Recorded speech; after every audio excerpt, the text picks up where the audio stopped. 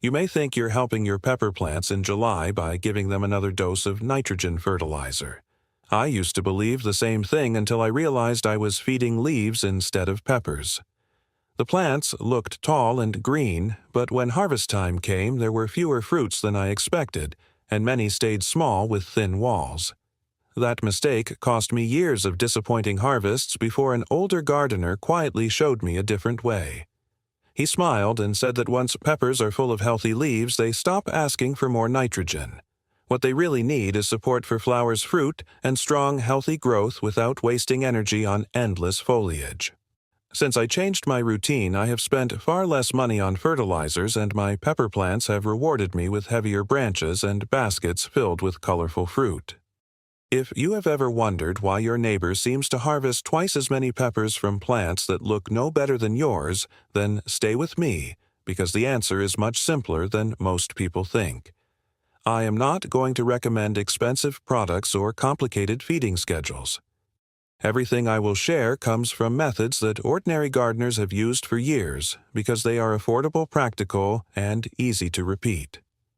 During this video, I will show you 3 inexpensive alternatives that can replace heavy nitrogen feeding in July, and each one has its own purpose. One helps your peppers focus on making larger fruit. Another strengthens the plants so they keep producing through the hottest weeks of summer. The last one surprised me the first time I tried it because I almost ignored it, thinking it was too simple to make any difference. That turned out to be the biggest surprise of all, and many people still overlook it today. Before we get there, you first need to understand why July is the month when one small decision changes the entire harvest. The biggest mistake I still see every summer is that people judge their pepper plants by the color of the leaves instead of the number of fruits. Deep green leaves make us feel confident because the plants look healthy from a distance. I understand that feeling because I made exactly the same mistake for many seasons. I kept adding nitrogen every couple of weeks, believing I was helping the plants stay strong. Instead, I was giving them a reason to keep growing leaves while slowing down the work that really mattered. You may notice this in your own garden without realizing what is happening. The bushes become thick and beautiful, but new flowers appear more slowly, and some of the tiny peppers stop growing the way they should. Many gardeners blame the weather or think they simply bought poor seedlings, but the real problem often started with one extra feeding that the plants no longer needed. An older neighbor explained it to me in a way I never forgot. He pointed to 2 pepper plants standing only a few feet apart. One looked larger with dark leaves, while the other looked a little more open and less impressive. Then he asked me which one I wanted to harvest from. I chose the bigger plant without thinking. A few weeks later, he laughed kindly and showed me the results. The smaller-looking plant carried far more peppers because its energy was going into fruit instead of fresh green growth. That simple lesson changed the way I looked at my garden forever. Since then, I have stopped chasing bigger plants and started chasing better harvests. July is the moment when peppers need a different kind of support if you want baskets full of thick, sweet fruit instead of plants that only look successful. The good news is you do not need expensive fertilizers with complicated labels to make that happen. In fact, the 3 inexpensive methods I rely on today cost very little, and most people already have at least one of them at home. The first one is so common that many gardeners walk past it every day without realizing it could completely change the way their peppers finish the season, and that is exactly where I want to begin next. The first inexpensive feeding I never skip in July is ordinary wood ash from clean, untreated firewood. Years ago, an elderly gardener showed me a small bucket sitting beside his shed, and I honestly thought he was saving it for the compost pile. Instead, he smiled and said this little bucket was worth more to his peppers than another bag of nitrogen fertilizer. At first, I doubted him because it seemed too simple. But after watching his garden through the summer, I understood why he kept using it year after year. Wood ash gives pepper plants what they are asking for at this stage instead of pushing them to make more leaves. I do not use large amounts because more is not better. A light handful around each mature plant is usually enough.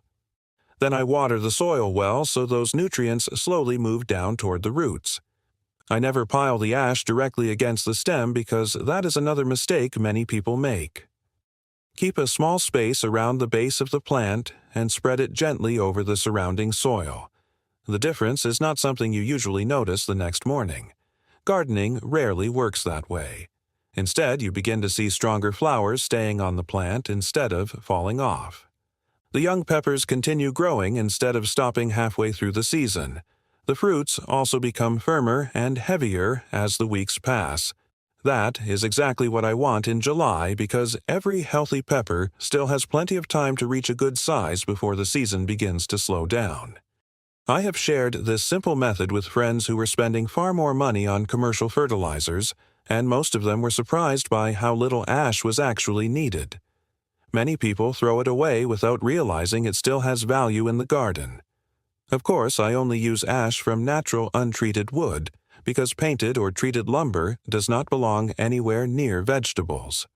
That small detail matters more than people think. Even after all these years, I still smile every time I carry that old bucket through the garden, because it reminds me that some of the most useful methods cost almost nothing. But as helpful as wood ash is, it is only the beginning, because there is another inexpensive feeding that many gardeners completely overlook, and in my experience it often makes an even bigger difference during the hottest part of July. The second feeding became part of my July routine after another experienced gardener stopped me while I was buying fertilizer at the local garden center. He looked at the bags in my hands and quietly asked why I was planning to spend money on something my peppers no longer needed. Then he told me to save that money and buy a small bag of Epsom salt instead. I'd heard people mention it before, but I never paid much attention because it sounded too ordinary to make any real difference. Still, I decided to try it on half of my pepper plants just to see what would happen. I mixed 1 tablespoon into a gallon of water until it dissolved completely and watered the soil around the plants instead of pouring it over the leaves. I repeated this about every 2 or 3 weeks during the period when the plants were carrying flowers and growing fruit. I did not expect a miracle because gardens do not work that way, and anyone who promises overnight results is usually trying to sell you something. What I noticed instead was steady improvement. The leaves stayed rich and healthy without becoming overly thick. The plants handled the hot sunny days much better, and they continued setting new peppers while some of my older plants usually slowed down by that point in the season.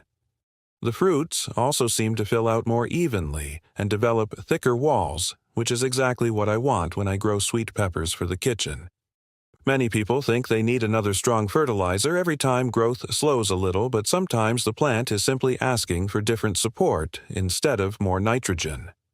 That is why I always remind friends not to overdo it. 1 light feeding is enough, and there is no benefit in making the solution stronger, because more does not always mean better in the garden. One of the biggest mistakes happens when gardeners start adding several different products on the same day, hoping for faster results. I learned long ago that peppers respond much better to patience than to excess. Give them what they need, then let them do their work. This simple habit has saved me money every single season, and I have no reason to go back to expensive feeding schedules. But there is still one more inexpensive method that I believe ties everything together, and surprisingly, it is probably the easiest one of all, even though very few gardeners give it the attention it deserves. The third method costs almost nothing, and many people overlook it because it does not come in a colorful package with a picture of giant vegetables on the front. In fact, it starts with something even more important than fertilizer. It starts with the way you water your peppers. Years ago, I noticed that 2 plants growing side by side and receiving the same feeding could produce completely different harvests. One stayed healthy and full of fruit, while the other dropped flowers and developed small peppers that never reached their full size.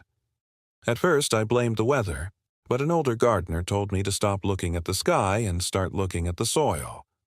He said that even the best feeding is wasted if the roots cannot take it up properly. That simple advice stayed with me. Since then, I have stopped giving my peppers small amounts of water every evening. Instead, I water deeply so the moisture reaches the root zone, and then I allow the top layer of soil to begin drying before watering again. This encourages stronger roots and helps the plants use the nutrients already available around them. After watering, I spread a layer of straw-dry grass or shredded leaves around the plants. It costs almost nothing if you already have these materials in your yard, and it keeps the soil cooler during the hottest July afternoons. The moisture stays in the ground longer, and I spend less time carrying watering cans back and forth. Many gardeners are surprised that such a simple step can make such a visible difference. They keep buying more fertilizer while the real problem is that the soil dries too quickly between waterings. I have also learned not to rush outside with another feeding every time a leaf looks tired after a hot afternoon, because peppers often recover on their own once the evening cools down. Most people make the mistake right there. They see temporary stress and immediately add more fertilizer, even though the plant is only reacting to the heat. A little patience often produces better results than another expensive product. When you combine careful watering, a simple mulch layer, and the inexpensive feedings I have already shared, the plants begin working with you instead of fighting against the conditions. That combination has given me reliable harvests for many summers, and every season it reminds me that the simplest methods are often the ones people forget first. But there is one final lesson that brought all these ideas together for me, and it completely changed the way I look at growing peppers year after year. When I look back at all the summers I spent growing peppers, I realize the biggest change did not come from buying better fertilizers or chasing every new product that appeared on the shelves. The real change happened when I stopped trying to force my plants to grow and started paying attention to what they were quietly telling me. Healthy pepper plants do not need constant feeding. They need the right support at the right time. That lesson has saved me money every single season, and it has filled my baskets with more peppers than I ever expected when I first started gardening. Today, I enjoy walking through the garden in the early morning because I know what I am going to see. Heavy branches bending under the weight of thick, colorful peppers. New flowers still opening even in the middle of summer. Strong green leaves that are doing their job without taking all the plant's energy for themselves. None of this happened overnight. It came from repeating a few simple habits instead of searching for complicated solutions. Whenever friends visit my garden, they often ask what expensive fertilizer I am using, because they expect the answer to be something they have never heard before. They are usually surprised when I tell them that the most valuable things I use are inexpensive and have been around for generations. A little clean wood ash used carefully, a simple Epsom salt solution at the proper time, deep watering followed by a layer of natural mulch that protects the soil during the hottest weeks of July. These methods work together instead of competing with each other, and that is probably the biggest secret of all. Many gardeners try one product after another without giving any method enough time to show results. I prefer a slower approach because gardens reward patience much more often than speed. Every season teaches me something new, but these simple practices have remained part of my routine because they continue to prove themselves year after year. Watching peppers grow from small green fruits into heavy harvests is still one of the most satisfying parts of my garden, and it reminds me that good results usually come from steady care rather than expensive shortcuts. There is just one final thought I always share before the season reaches its end, because it may be the one idea that helps you enjoy better pepper harvests, not only this July but for many summers to come. Before we finish, I want to leave you with one thought that has stayed with me through every growing season. The garden does not reward the person who spends the most money. It rewards the person who pays attention. Every July, I see people rushing from one fertilizer to another because they think there must be a hidden product that guarantees a huge harvest. I understand that feeling because I once believed the same thing. Then I discovered that my best pepper harvests always came from the simplest routine repeated with patience. I stopped chasing bigger plants and started growing better peppers. I stopped measuring success by how tall the bushes became and started looking at how many healthy fruits were hanging from every branch. That small change completely transformed my garden. If you remember only one thing from this video, let it be this. By July, your peppers are no longer asking for more nitrogen. They are asking for balance. Give them a light feeding with clean wood ash if your soil needs extra potassium.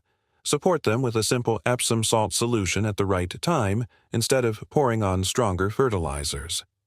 Keep the soil evenly moist with deep watering and protect it with natural mulch so the roots stay comfortable through the hottest part of summer.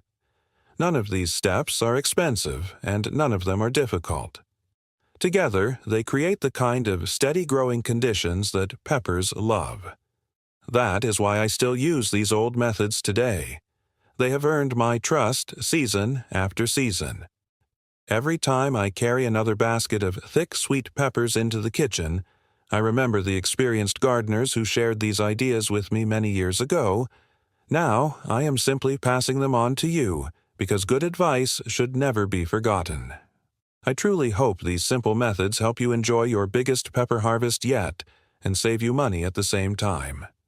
If you decide to try them this July, come back later in the season and tell me how your peppers turned out, because I always enjoy hearing real stories from real gardeners. And if you think this old forgotten approach still has value today, then stay with me, because in the next video I will share another inexpensive garden method that many people have stopped using, even though it continues to produce remarkable results year after year.